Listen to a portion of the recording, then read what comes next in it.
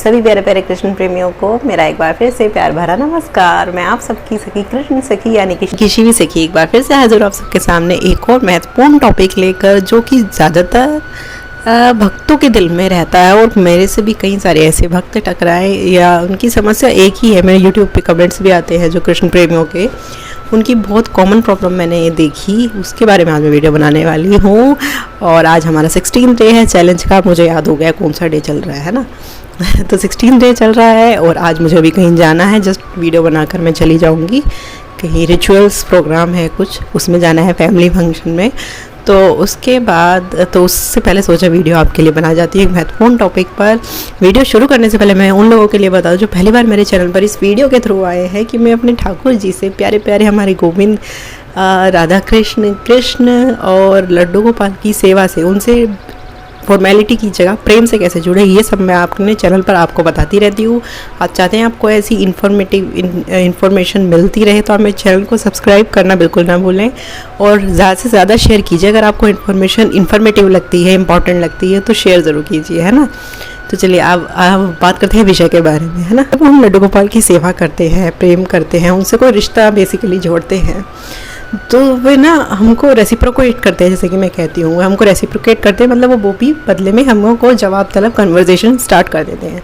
अब चाहे वो कन्वर्सेशन किसी इशारों के थ्रू हो, चाहे जब हम सेवा करते हैं उसके थ्रू हो, कुछ खो गया मिल गया, ये सब क्रियाएँ होती हैं, लीलाएँ, या फिर कुछ स्वप्न के थ्रू भी कई बार भगवान रेसिप्रोकेट करते हैं।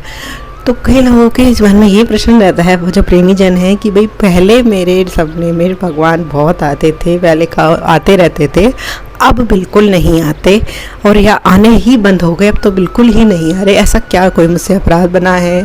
तो ऐसे में कई सारे प्रश्न लोगों भक्तों के, प्रेमी जनों के हृदय में आता है कि कहीं मेरे से कोई अपराध तो नहीं बन गया इसलिए ना आ रहे हो, कहीं मेरे से कुछ और तो गलत तो नहीं हो गया, कहीं मैं कुछ गलत तो नहीं कर रहा, या कहीं ऐसा तो नहीं मेरी भक्ति गलत है, या ऐसा तो नहीं कि मैं गलत सेवा कर रहा हूँ, या कुछ मेरे से अपराध बन गया। ऐसा एक तरह तरह के सवाल मन में आते हैं। कई बार लगता है कि भगवान कहीं ऐसा तो नहीं मेरी इमेजिनेशन ही है, मेरी इमेजिनेशन ही आती थी सपनों में, ऐसा भी कई बार सोचते हैं।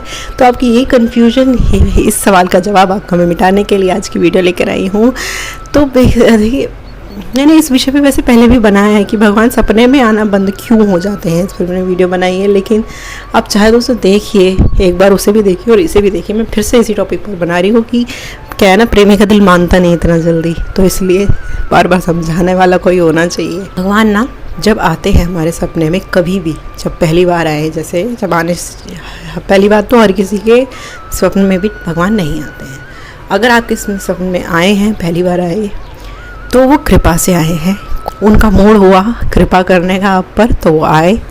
हमने इसमें हमको ये नहीं समझना चाहिए कि हमें कोई ऐसी खास विशेषता कुछ ऐसी होगी कि भगवान की मुझको पसंद करते हैं, भगवान मुझे बहुत प्यार। हाँ, ये तो सच्चाई है, ये तो मानना चाहिए कि भाई भगवान की हम अंश हैं, वो हमसे प्रेम करते हैं, तो मानव भक्ति में कैसे हम आगे बढ़ेंगे। लेकिन एक आती थी ना एक अहम वाली बात कि भगवान मेरे सपने में आते हैं, इसका मतलब ज़रूर मैंने बहुत अच्छी साधना करी। तो ऐसा नहीं समझिए कि मैंने कोई बहुत अच्छी साधना करी है, मैं भगवान से बहुत प्रेम करता हूँ, या मैंने बहुत ज़्यादा उनको पुकार से बुलाया इसलिए वे आए हैं, या मैंने ये, या मैंने वो, या मैंने कुछ भी, सब कुछ आएगा उसमें, कुछ भी है कि मैंने कुछ भी किया है, वो उसका रीज़न नहीं है कि भगवान आए। भगवान की अपनी मर्जी है, उनकी अपनी कृपा है जो वो आए, और अब भी उनकी मर्जी है, उनकी अपनी कृपा है, वो नहीं आ रहे।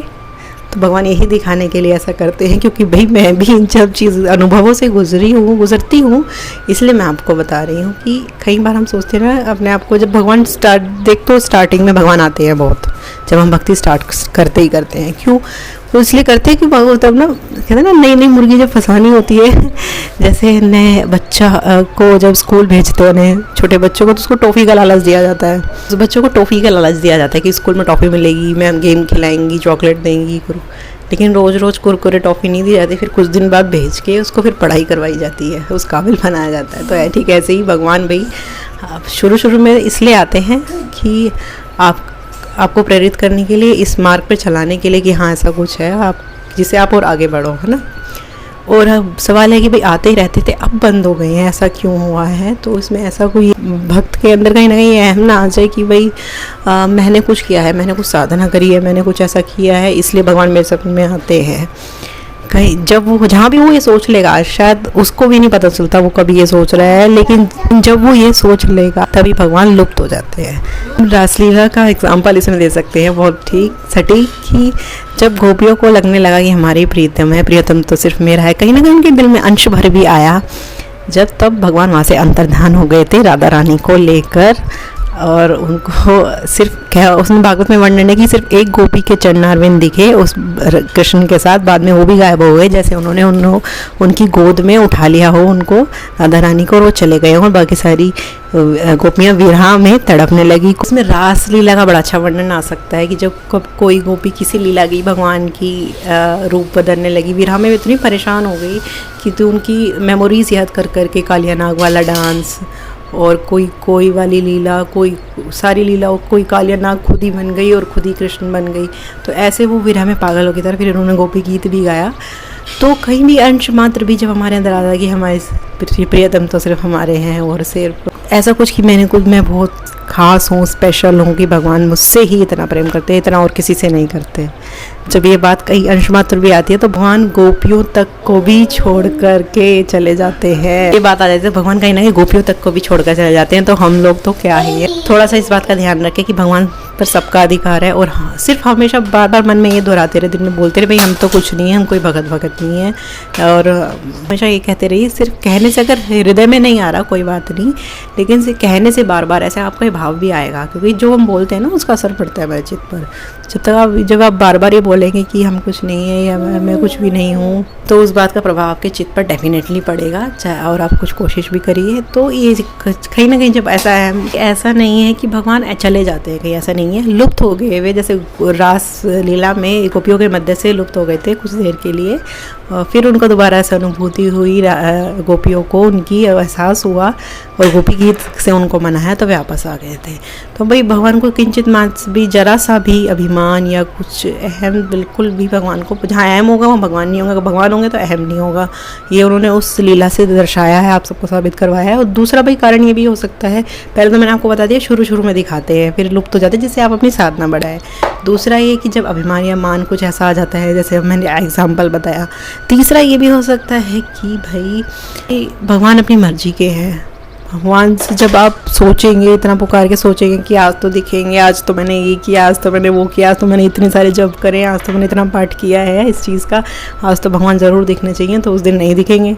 ये कृष्ण भगवान ही हैं, से अपने मूडी वो अपने ठाठ में रहते हैं, हमारे ठाकुर है ना वे। इस दिन आपने कुछ भी नहीं कहा होगा और आप उस दिन आपकी पूजा भी मिस हो गई होगी, उस दिन आपको दिखाई दे जाएंगे, चाहे आप कैसी भी अवस्था में हो।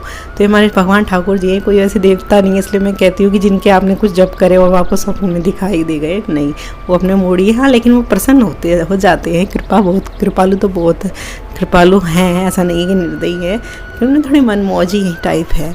और दूसरा है कि भाई विरह जो है, भगवान इंद्रेश जी भी कहते हैं कि जो भगवान, हम जब कई बार भगवान इसलिए भी आना छोड़ देते हैं कि वे हमारा वियोग बढ़ाना चाहते हैं, हमारा विरह, कि जिससे हमारे अंदर और तड़प आए, व्याकुलता आए, जिससे और बेचैनी, जिससे हम अपने भक्ति साधना तीव्र गति से करके जल्दी उन तक पहुँचे, उनको जल्दी से प्राप्त करें, इसलिए वो लुप्त हो जाते हैं। क्योंकि अगर वो आते रहेंगे तो हम उनको इतनी वैल्यू नहीं देंगे ना, और जब तक हम अगर नहीं दिखेंगे, तड़पेंगे, तो हम और ज़्यादा व्याकुल होकर और कोशिश करेंगे, साधना करेंगे, या कुछ जल्दी हम उन तक पहुंचने की कोशिश करेंगे, झटपटाहट करेंगे, तो फिर वो भी जब वो हमको अपना लेंगे। और दूसरी बात ये है भाई, हमारे जो गुरुदेव की बात आती है, हमारे गुरुदेव कहते हैं कि जो अपने भगवान होते हैं ना, अपने खुद के, वो अपने मन मर्जी के हैं, जो भी समय हम कह रहे हो मन मर्जी के होते हैं, आए जब नहीं आए तब नहीं आए।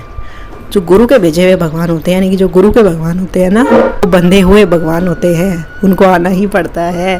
वो बंधे हुए होते हैं, वो बाध्य होते हैं गुरुदेव के द्वारा कि उनको आना ही पड़ेगा। मेरा खुद का एक्सपीरियंस में ठोक के कह सकती हूँ इस बात को। मेरे साथ भी जब तक गुरुदेव नहीं थे, आए ठीक है, नहीं आए तब तड़प रहे, नहीं आए, कुछ भी कर लिया, कितने पाठ कर लिए, नहीं आए, और कुछ नहीं करा तब आ गए, या नहीं आए। जब से गुरुदेव का हाथ थामा, जैसे कि हमारे गुरुदेव का मैंने एक बार वो सुना था, वो कहते कि भैया ये जो हमारे माधव जी हैं, जो गाजियाबाद में राधा माधव जी हैं, ये भाई जी के माधव हैं।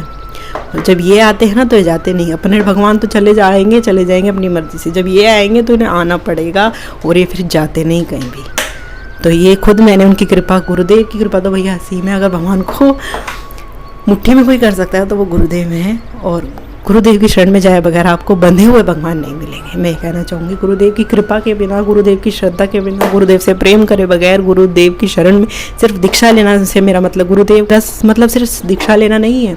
गुरुदेव को मानने का मतलब गुरुदेव से प्रेम करना, गुरुदेव के प्रति आदर, गुरुदेव के प्रति समर्पण, गुरुदेव की आज्ञा मानना, गुरुदेव से प्रेम करना, गुरुदेव को सम्मान करना, सब कुछ इसके अंदर आता है। गुरुदेव को सब पूरे दिल से, मतलब चाहे दिल से चाहना, वो है कि गुरु कृपा से हमें भगवान, गुरु जो है हमको बंधे हुए भगवान पकड़ा देते हैं। अपनी साधना जो वो दिन भर करते हैं ना, उन भी किस बात की साधना कर रहे हैं?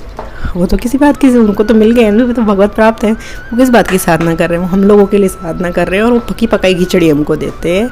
इसलिए हम कितना, हमको ठाकुर जी से भी ज़्यादा पूजनीय होने चाहिए हमारे गुरु। तो भैया ये तो गुरु कृपा ही ऐसी है जो बंधे हुए ठाकुर आपको लस के दे सकती है, वरना ये तो छलियाँ हैं। इनका नाम ऐसी छलियाँ नहीं पड़ा, मैं बता रही हूँ, ऐसे नहीं रखा इनका नाम छलिया, ये सच वाकई में छलिया हैं। आएंगे जाएंगे, आएंगे छल छबीले और आँख में छोली खेलते रहेंगे। जब तक किसी गुरु की शरण में नहीं जाओगे, वही गुरु जो हैं उनको बांध करके पटके से इनको लेकर के आते हैं आपके पास। और भाई जी के माधव जो है ना, वो फिर जाते नहीं कहीं भी। तो बंधे हुए ठाकुर चाहिए तो गुरु की कृपा चाहिए, संतों की कृपा चाहिए, मैं हमेशा कहती हूँ। और ये पॉइंट्स आप देख लीजिए आपके कहाँ मैच हो रहे हैं, अगर आप शुरुआती दौर में हैं या क्या है ये सब। तो एक बहुत महत्वपूर्ण विषय लगा मुझे, क्योंकि कई प्रेमी जनों के मन में रहता है, इसलिए मैंने इस पर आज वीडियो बनाई है। चलिए, और गुरुदेव की महिमा तो जब मैं शुरू करती हूँ पता नहीं बोलती चली जाती हूँ। तो अब अभी मुझे जाना है, मैं लेट हो रही हूँ, है ना। आज के लिए इतना ही है, और वीडियो अच्छी लगे तो ज़्यादा से ज़्यादा शेयर करो प्रेमी जनों में, ठाकुर प्रेमी जनों में। और अब मुझे आज्ञा दीजिए, मैं चलती हूँ। हरे कृष्णा।